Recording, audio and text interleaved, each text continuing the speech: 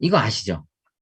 좋은 글을 쓰기 위한 3다 뭐 이런 느낌으로 많이 얘기를 하는데 이 내용 아시죠? 제주 삼다수 말고 네. 요거 들어보신 적 있으세요? 지금 그냥 요 카톡 채팅방에다 그냥 얘기해 주세요. 음. 3다에 대해서 들어보신 적 있나요? 좋은 글을 쓴다라고 한다면 이렇게 하라라고 했을 때 다독, 다작, 다상량에 대한 얘기. 이 얘기 들어보신 적 있으세요? 음. 많이 아실 법한 얘기죠. 아니요도 있으시구나. 오케이. 좋아요. 이게 되게 많이 나와요.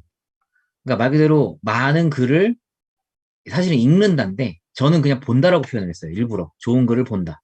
예. 눈으로 익히는 것도 되게 중요하기 때문에 일단 어쨌든 다독이라는 게 있고 그 다음에 다 작은 작문할 때 그 작이에요. 써본다. 예.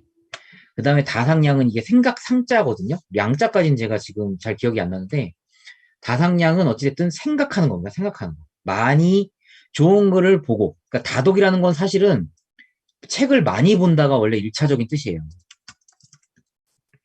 이게 1차적인 뜻인데 저는 무턱대고 그냥 많이 보는 건 딱히 의미가 없고 좋은 글을 보는데 자, 이 좋은 글에서의 좋은 글이 뭐냐? 그러니까 좋은 글을 보면서 내가 이거를 눈에다 익혀놓는 거죠. 그러니까 눈에다 익힌다는 건 머리에다 익히는 거고. 그래서 좋은 글을 보면서 아 이런 글은 이렇게 썼구나. 예를 들면 이런 느낌이에요. 네. 그러면 좋은 글이 결국 뭐냐라고 한다면 제 생각에는 모델이 되는 글이라고 봐요. 결국 내가 쓸 글에 대한 모델이 되는 글을 찾아서 어, 보는데 이거를 보는 방법이라는 게 뭐냐면 구조를 보고 네. 이 글은 어떻게 쓰여져 있는 걸까? 구조를 보고 그 구조를 나에게 적용하는 방식이 여태까지 제가 봤을 때 어, 어떻게 보면 가장 효과적인 그 방법 중에 하나가 아닐까라는 생각을 합니다. 이거의 가장 극단적인 예가 뭐예요? 베껴쓰기. 네, 베껴쓰기. 이게 되게 생각보다 좋아요. 베껴쓰는 게. 그러니까 분명히 일단 사전적으로 우리가 합의를 해야 될 게 뭐냐면 나는 좋은 글을 써보고 싶다. 뭐 쓰고 싶다. 이거는 합의된 내용입니다. 무슨 얘기냐면 좋은 글을 쓰고 싶은 마음이 없으면 네, 없으면 그거는 뒤에 이야기를 할 수가 없어요. 왜냐? 제가 예를 들어서 뭐 베껴쓰기를 하세요. 뭐 이렇게까지 얘기를 할 건 아니지만 예를 들어서 어떤 방법론적인 부분에서 참조가 될 만한 얘기를 하는데 내가 굳이 그렇게까지 해야 되나? 라고 만약에 생각하신다면 그거는 이거를 위배하는 거예요. 그렇죠? 정말로 좋은 글을 써보고 싶다라는 마음이 있으면 뭐 빨리 가는 방법이라기보다도 제대로 가는 방법 중에 하나가 예를 들면 베껴쓰기 같은 거는 예, 분명히 의미가 있다라고 봐요. 분명히. 근데 의미가 있는데 의미라는 게 음, 그냥 베껴 쓰는 거는 사실은 의미가 없어요. 그게 아니라 엄밀하게 얘기하면 구조를 내가 뜯어볼 수 있는 힘이 있어야 돼요. 아, 이 글은 이러이러한 구조로 쓴 거구나. 그래서 이렇게 글을 썼구나라는 걸 알고서 베껴야 돼요. 이해되시나요? 네. 그 형태를 모르는 상황에서 그냥 글이 좋으니까 왠지도 정확하게 이유가 내가 잘 개념이 정립이 안 돼 있는 상태에서 그냥 쓰기 시작하면 그거는 그냥 하는 행위가 돼버려요. 그거는. 머리의 행위가 아니라 엉덩이나 손 근육이 하는 행위가 돼버리기 때문에 별로 바람직하지 않다고 봐요. 자, 아무튼 좋은 글을 정말로 한번 쓰고 싶기 때문에 그러면 어떻게 해야 되느냐라고 했을 때 중요한 거는 모델이 되는 글을 보고 뜯어보는 거죠, 사실은. 뜯어보고 그 다음에 그 구조를 나한테 적용한다라는 얘기가 뭐예요? 결국은 여기가 다작이 되는 거예요. 그리고 다작이 되려면 말 그대로 나한테 적용하는 과정. 나는 어떤 글을 쓸 건데 그거를 이 글에 어떻게 적용할까를 할 때 엄청나게 생각을 많이 해야 되거든요. 당연하죠? 그러니까 다상량이라는 건 볼 때도 생각해야 되고 쓸 때도 당연히 생각을 하다 보니 다상량은 언제 어느 시점에서 꼭 한다라기보다도 그냥 계속 물려서 생각하고 글 쓰고 생각하고 읽고 결국 이렇게 되는 거예요. 음. 저 같은 경우에는 어 실제로 제가 라이브 한대 한번 보여드릴게요.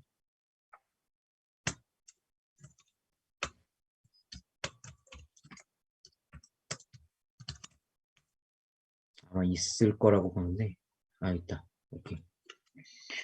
제가 어떤 식으로 이거를 하는지를 한번 보여드릴게요. 자, 잠깐만요. 이거 어떡하지? 음.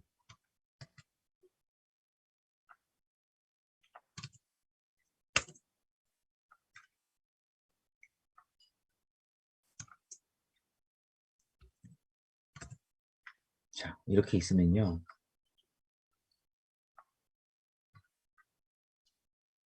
자, 볼게요. 잠깐, 여러분.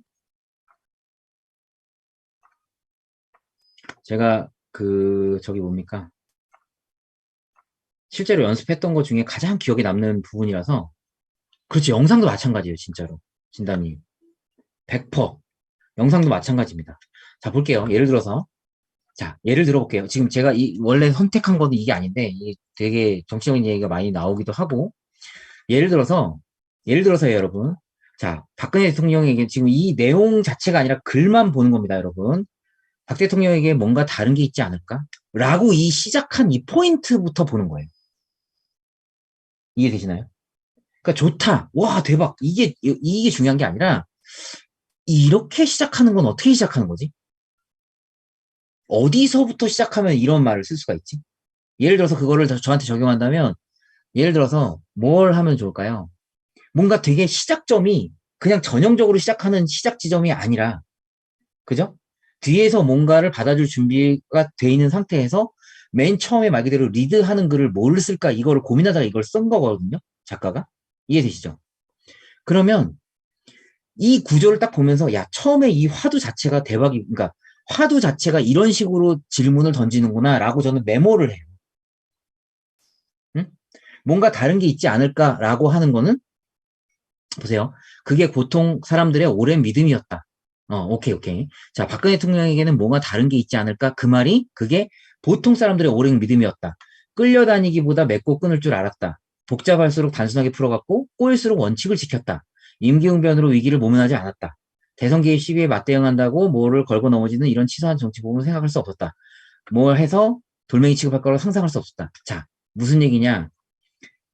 뭔가 다른 게 있지 않을까라고 던지면서 다른 사람들이 원래 생각했던 것들이 박 대통령이 원래 하던 것들이 있기 때문에 이런 뭔가 말을 했는데 그 말이 결국은 이것도 다른 뜻이 있지 않을까라고 던지면서 가는 거예요. 이해되시나요?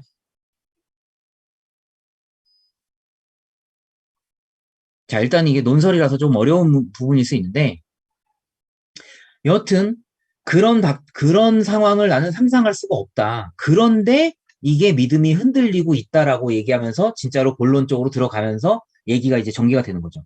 그럼 제가 봤을 때 이걸 보면서 예를 들어서 이게 그림이면 저는 이 글을 완전히 다 뜯어요. 구조를. 어떤 식이냐면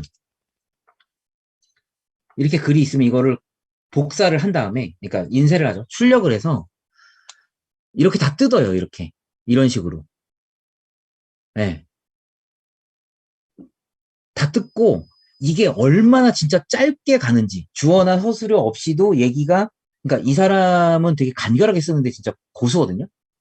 그래서 그 간결함이 뭔지를 보고 그 다음에 이야기의 전개가 어떤 식으로 되는지 이런 거를 다 뜯어봐요. 주장을 어디서 내리고 주장을 어떻게 하고 근거를 어떻게 붙이는지 이런 것들을 이렇게 보거든요. 그러니까 이거를 분석하는데 3, 40분이 걸려요. 말 그대로. 그래 놓고 이걸 베껴 쓰는 거예요. 근데 베껴 쓸 때 어떤 식으로 베껴 쓰냐면 예를 들어서 한 문장씩 한 두세 번 읽어요. 읽은 다음에 잠깐이라도 외워서 씁니다. 네. 그게 내 안에 조금이라도 들어오게 하려고. 문장 구조가. 이해되세요? 음.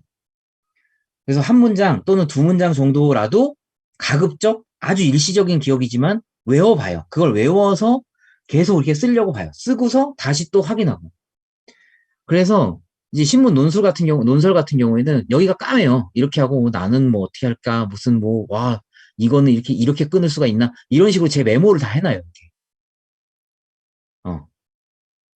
그러면서 실제로 나였다면 여기다 이런 막 주저리 뭔가를 달았을 텐데 이런 거를 전부 다 메모를 해놓습니다.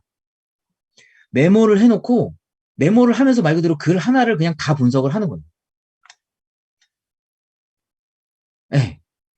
그렇게 해놓고 사실 이 기억은 이제 작업 기억이라고 해서 이 외운 건 절대 오래 못 가요.